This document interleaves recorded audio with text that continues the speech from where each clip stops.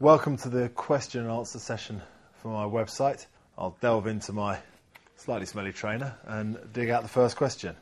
This is from Paul Bailey. How many toenails have you lost? Well, that's a good question. As of now, I am complete with 10. But after the marathon, I lost 2. And then when I did the Marathon de Sable last year, I only had 1 at the end. So full complement of toenails now. In fact, I should probably do the cutting them. Okay, so from Fiona Dowd and Lizzie McKean. When have you had to dig deep, and who or what inspires you? Dig deep, yeah, it's an interesting concept.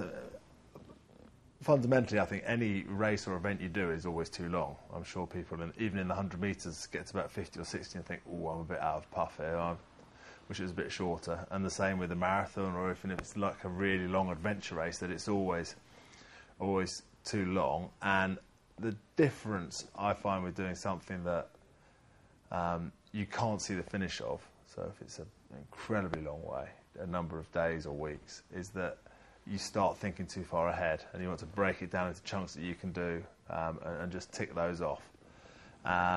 So that's one area where you have, and to do that you have to stay positive and appreciate that, yes, say Antarctica was cold, horrible, and we were just doing the same thing every day for hour after hour. But you could be in a very different situation, in an office, working, and not get to experience that. And you have to think you're lucky, so that helps you dig deep. And the other way into people inspiring you is that, say, during the Olympic final, that you're halfway through the race and already knackered and you've still got half of the race to go. And every part of your body is telling you should really stop and have a rest.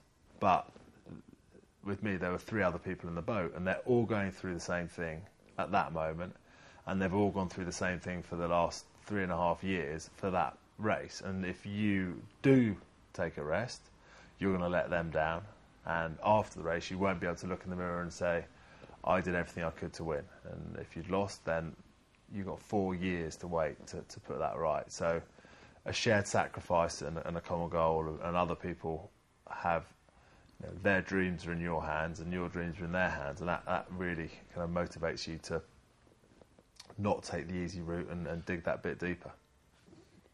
Oh, another one that I can answer. This is from Cam Care. Marmite, love it or hate it? I wonder what the jar of Marmite was doing as a prop.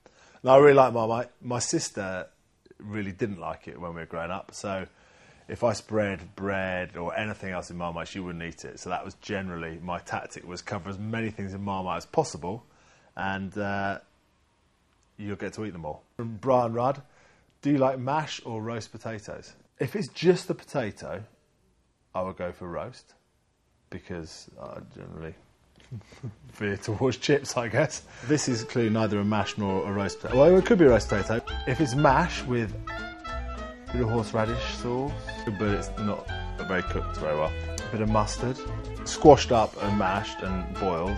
Roast potatoes with ketchup, or roasted. I would choose it roasted. Mash with mustard and horseradish, but then roasted with ketchup and a bit of gravy. I don't know.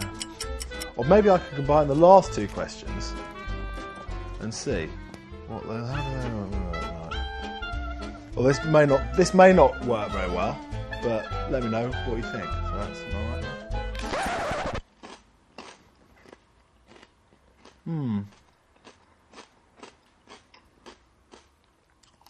The Marmite does cover the taste of the raw potato very well, and saves on energy. So we can all be sustainable if we do that.